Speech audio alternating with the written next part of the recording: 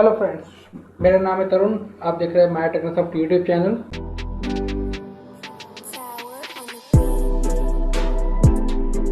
Friend, HTML की series में हम आगे बढ़ते हुए आज हम देखेंगे टेबल टैग क्या होते हैं, टेबल क्या होती है, कैसे यूज़ होता है, कहाँ यूज़ होता है और एचटीएमएल में हम इसको किस तरीके से यूज़ करते हैं। टेबल में फ्रेंड्स आपने हमेशा देखा होगा कि हम जब भी कोई भी डेटा होता है हमारे पास में, नंबर्स होते हैं किसी भी चीज़ के, फिर चाहे वो पॉपुलेशन से रिलेटेड हो या पॉल्यूशन लेवल हो या किसी भी तरह का डेटा हमारे पास में होता है, तो हम उसको एक पर्टिकुलर फॉर्मेट में डिज़ाइन करते हैं जिससे कि वो इजीली हमारे यूज़र विजिटर्स को इजीली अंडरस्टैंडेबल हो। तो उसके लिए हम टेबल बनाते हैं। हम स्कूल में भी काफ़ी टेबल्स हम लोगों ने बनाई हैं। आज भी हम अपने किसी न किसी काम के अंदर जब हम कोई डिज़ाइन करते हैं, कुछ भी करते हैं, तो हम उसमें भी एक टेबल फॉर्मेट बनाते हैं ताकि हम उसके अंदर अपने डेटा को पर्टिकुलर मैनर में सेव करके रख सकें।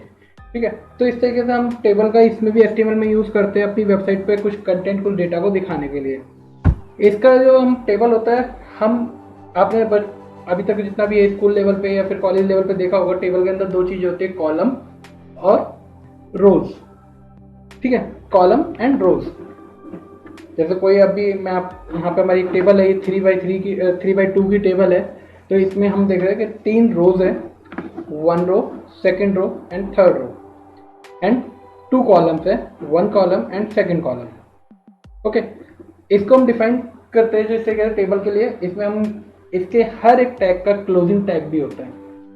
तो टेबल का जो टैग होता है वो टेबल ही होता है, ब्रैकेट के अंदर टेबल होता है। इसको हम यूज़ करते हैं। तो हम देखते हैं किस तरीके से हम एक टेबल बनाते हैं एचटीएमएल में। इसके लिए हम चलते हैं अपने नोटपैड के अंदर और आगे टेबल के कौन कौन से एट्रीब्यूट्स होते हैं वो मैं आपको नोटपैड में ही आपको बताऊंगा जब हम इसको डिज़ाइन करेंगे कि किस तरीके से कौन से टैग हम यूज़ करते हैं। ठीक है, हम अब चलते हैं नोटपैड में।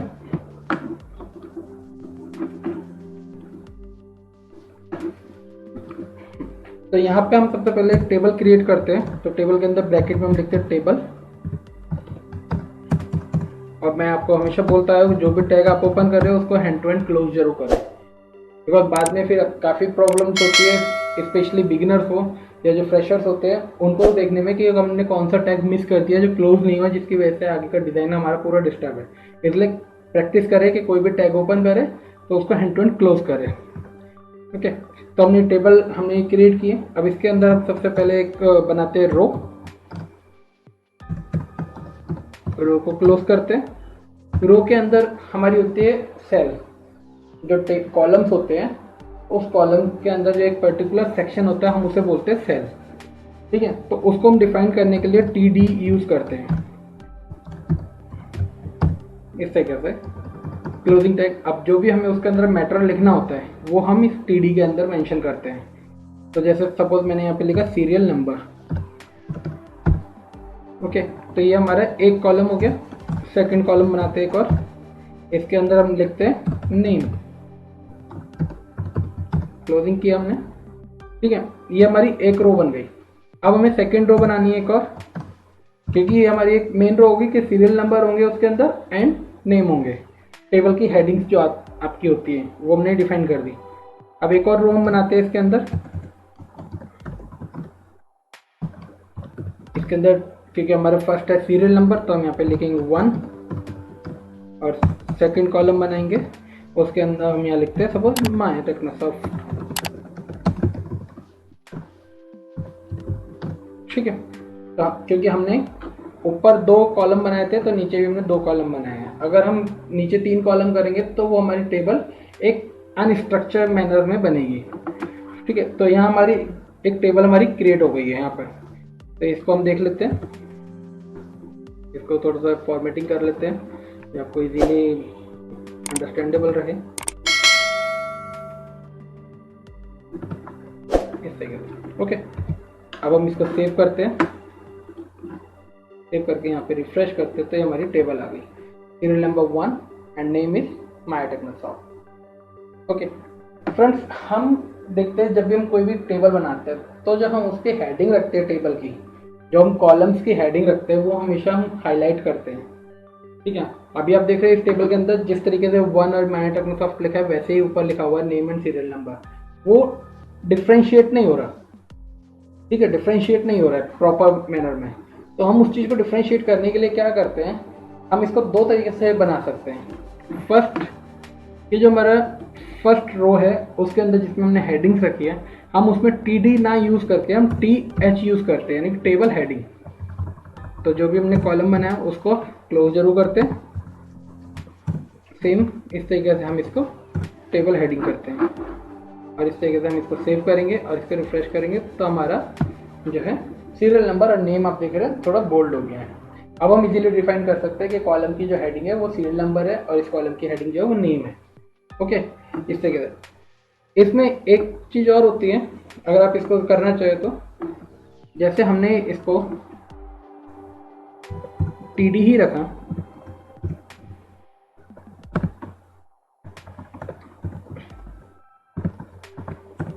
ठीक है। हमने एक टैग देखा था जब फॉर्मेटिंग सीखी थी हमने, तो एक टैग था हमारा बोल्ड टैग। तो हम इसके अंदर बोल्ड टैग भी हम लगा सकते हैं। और एक टैग हमारा था स्ट्रॉन्ग, मीन्स सेम ही है इसका मतलब भी, स्ट्रॉन्ग एंड बोल्ड का।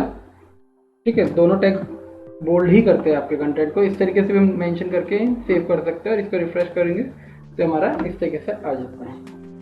ठीक है, हम इस तरीके से भी इसको लिख सकते हैं। अभी आप यहाँ देख रहे हैं कि हमारे पास में टेबल तो बन गई है। मैं इसमें एक कॉलम और ऐड कर देते हैं, एक रो और ऐड कर देते हैं, 2 3 4। मैंने इसमें 4 रोज ऐड कर दिए, 3 एंड 4। यहाँ हम लिख देते हैं मोहित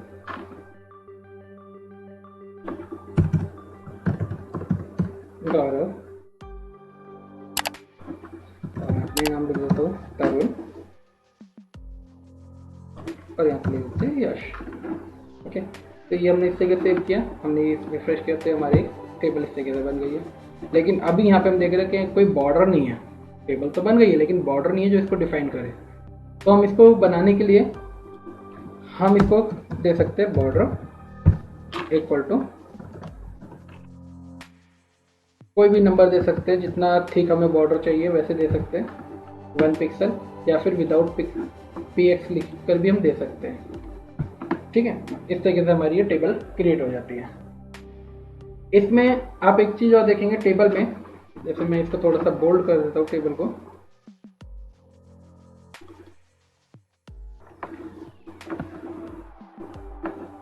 ये हमारी एक सेल है, serial number and name. Second है हमारा 1 और ये मोहित, इसकी सेल बना हुआ है। इन सेल के बीच में जो आप स्पेस देख रहे हैं, इस स्पेस को हम कहते हैं सेल स्पेसिंग।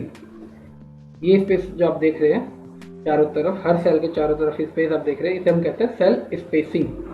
तो अगर हम इस सेल स्पेसिंग को बढ़ाना होता है या कम करना होता है तो वो हम यहाँ पे डिफाइन करते हैं, सेल स्पेसिंग।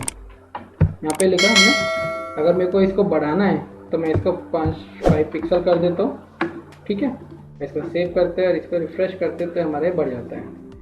और अगर इसको मेरे को ख़त्म करना है बिल्कुल ही तो मैं इसको 0 पिक्सल कर देता हूँ, इसको सेव करता हूँ और यहाँ पे ख़त्म हो जाता है।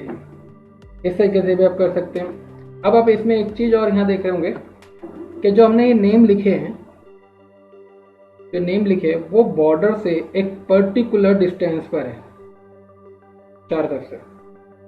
जैसे यहाँ आप गौरव देख रहे हो तो गौरव एंड बॉर्डर के बीच में गैप है, मोहित एंड बॉर्डर के बीच में गैप है, 1 एंड बॉर्डर के बीच में गैप है, 2 और बॉर्डर के बीच में गैप है। तो ये जो गैप होता है वर्ड का बॉर्डर से, उस गैप को हम कहते हैं सेल पैडिंग। ठीक है, तो इसको भी हम घटा कम ज़्यादा कर सकते हैं। जैसे मैंने यहाँ पे लिखा सेल पैडिंग, सेल पैडिंग मैंने इसके अंदर ब्रैकेट में दिया 10 पिक्सल। ओके, तो यहाँ पे मैंने इसको सेव किया, सेव दिया तो ये बढ़ गया 10 पिक्सल। ठीक है, अगर मेरे को ये नहीं चाहिए बिल्कुल भी तो मैं इसको 0 दे सकता हूँ। उससे क्या होगा, ये मेरे जो अल्फ़ाबेट्स है, ये सब नेम्स है, ये सब जो बॉर्डर है उससे टच हो जाएंगे। ठीक है, आप देख रहे हैं टच हो गए बिल्कुल, जी भी ऑलमोस्ट टच है, टी भी टच है, बिल्कुल टच हो गए हैं। ठीक है, तो ये यहाँ से भी टच है, यहाँ से भी टच है। ठीक है, तो ये सेल पैडिंग होती है। अब ये जो मैंने आपको बताया कि हम इस तरीके से बॉर्डर दे सकते हैं, सेल स्पेसिंग, सेल पैडिंग, ये जो मेथड है ये थोड़ा पुराना हो चुका है, क्योंकि अब हम जो डिज़ाइनिंग करते हैं वेबसाइट्स की ज़्यादातर CSS के थ्रू करते हैं, इसलिए अब हम ये यहाँ पे यूज़ नहीं करते, हम इसको CSS के थ्रू करते हैं, CSS के थ्रू करते हैं। ठीक है, वो भी हम आपको बताएंगे, अगली सीरीज जो हमारी होगी वो CSS की ही होगी, कि CSS से हम कैसे डिज़ाइन करते हैं अपने वेब पेज को। ठीक है, वो हम बताएंगे। फिलहाल के लिए आप इसको इतना समझ सकते हैं। ठीक है, अगर हमें इसमें बॉर्डर जो सीरियल नंबर है और नेम है उसके पीछे बैकग्राउंड में हमें कोई कलर देना है, ठीक है, तो हम इसमें देते हैं BG कलर इक्वल टू, अगर आपको हैश कोड याद है तो आप हैश कोड लिख सकते हैं, अगर हैश कोड याद नहीं है तो आप फिर डायरेक्ट उस कोड का नाम भी लिख सकते हैं। हैश कोड से आपको बेनिफिट ये होता है कि एक एक अल्फ़ाबेट चेंज होने से कलर का वेरिएशन होता है, लेकिन आप बाय नेम कितने कलर यूज़ कर सकते हैं, लर्न कर सकते हैं 10, 20, 50, मैक्सिमम 50। लेकिन हैश कोड से आप 256 मिलियन कलर्स आप बना सकते हैं। ठीक है, ग्रेडियंट्स में। तो यहाँ पे हम जैसे मैं रेड कलर दे देता हूँ इसको, तो मैंने रेड का कोड यहाँ पे मेंशन किया है और यहाँ पे मैंने इसको सेव किया और इसको रिफ्रेश किया, तो मेरा ये BG कलर इसमें रेड आ गया। अगर मुझे सिर्फ और सिर्फ ये रेड कलर पूरी टेबल में ना दे करके सिर्फ हेडिंग वाले सेक्शन में देना है, तो मैं इसको यहाँ से हटा दूंगा और मैं रो में आ जाऊँगा, और यहाँ रो में मैं यहाँ पे मेंशन करूँगा ये चीज़।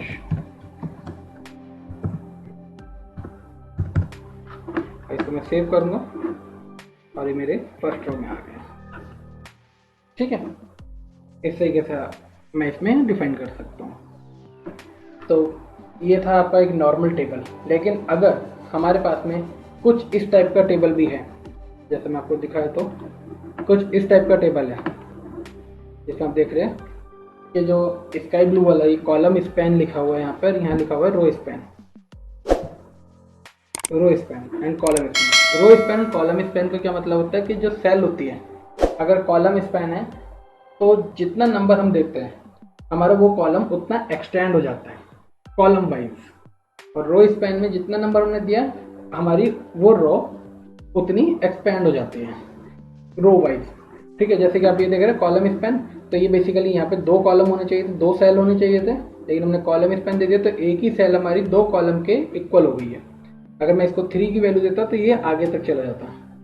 ठीक है, रो स्पैन में आप देख रहे हैं कि मैंने इसको 2 का दिया हुआ है, तो इसने ये जो सेल थी जहाँ एक सेल यहाँ होनी थी, एक यहाँ पर होनी थी, तो मैंने रो स्पैन दिया तो इसने क्या किया, इसी रो को, इस सेल को इसने 2 रो 1 एंड 2 रोज के इक्वल कर दिया इस सेल को, तो इसे हम रो कहते हैं, रो स्पैन। इसको हम कैसे यूज़ करते हैं, हम इसको उस सेल में यूज़ करते हैं जहाँ पर भी हमें इसको डिफाइन करना होता है। फॉर एग्जाम्पल मैं चाहता हूँ कि जो 1 है वो ये मोहित रिमूव करना है मेरे को, और यहाँ पे मेरे को 1 दिखाना है पूरे सेल में, पूरी रो में। तो मैं यहाँ पे 1 वाले टेबल डेटा में जाऊँगा, यहाँ लिखूँगा कॉलम स्पैन। ठीक है, और यहाँ पे इसको मैं दे दूंगा डबल कोट्स के अंदर 2, क्योंकि अब मैंने इसको 2 दे दिया, यानी कि अभी जो टेबल सेल है 2 कॉलम्स का स्पेस ऑक्यूपाई करेगी, इसलिए मैं इसकी जो सेकंड कॉलम है उसको मैं रिमूव कर दूंगा। अब मैं इसको सेव करता हूँ, इसको रिफ्रेश करता हूँ, तो आप देखेंगे कि मेरा जो मोहित है वो रिमूव हो गया, जो 1 का सेल है वो एक्सटेंड हो गया 2 कॉलम्स के इक्वल। सेम है वैसे ही मैं चाहता हूँ कि जो मेरा 3 नंबर है वो तरुण एंड यश दोनों के लिए कॉमन होना चाहिए, यानी कि मेरे को 4 नहीं चाहिए, मेरे को 3 नंबर में ही चाहिए, तो मेरे को रो स्पैन लगानी होगी। तो क्योंकि हमने कॉलम स्पैन लगाया था इसलिए हमने कॉलम में उसको डिफाइन किया था टेबल डेटा में, लेकिन अभी हम यहाँ रो स्पैन लगाएंगे तो हम इसको TR में डिफाइन करेंगे। यहाँ पर TR पे सॉरी इसमें TD में डिफाइन करेंगे इसको रो स्पैन, और यहाँ पे हम इसको दे देंगे 2, और इसके बाद में जो सेकंड वाली रो है उसमें से हम 4 नंबर वाला जो कॉलम है उसको रिमूव कर देंगे। रिमूव करके हम यहाँ से इसको सेव करेंगे, सेव करके हम इसको रिफ्रेश करेंगे, तो हमारे ये 3 है वो दोनों के लिए कॉमन हो गया, तरुण के लिए एंड यश के लिए। तो इस तरीके से हम row span and column span दे सकते हैं। ठीक है, तो ये था आपका टेबल। आप इसको कैसे भी बना सकते हैं, मल्टीपल कॉलम्स भी हो सकते हैं इसमें, आप जितने कॉलम चाहे उतने कॉलम बना सकते हैं, जितनी रो बनाना चाहे उतनी रो बना सकते हैं, कोई बाउंडेशन नहीं होती है। ठीक है, तो आप इस तरीके से टेबल बना सकते हैं। अगर आपको ये वीडियो पसंद आई हो तो please like share and subscribe. Thank you.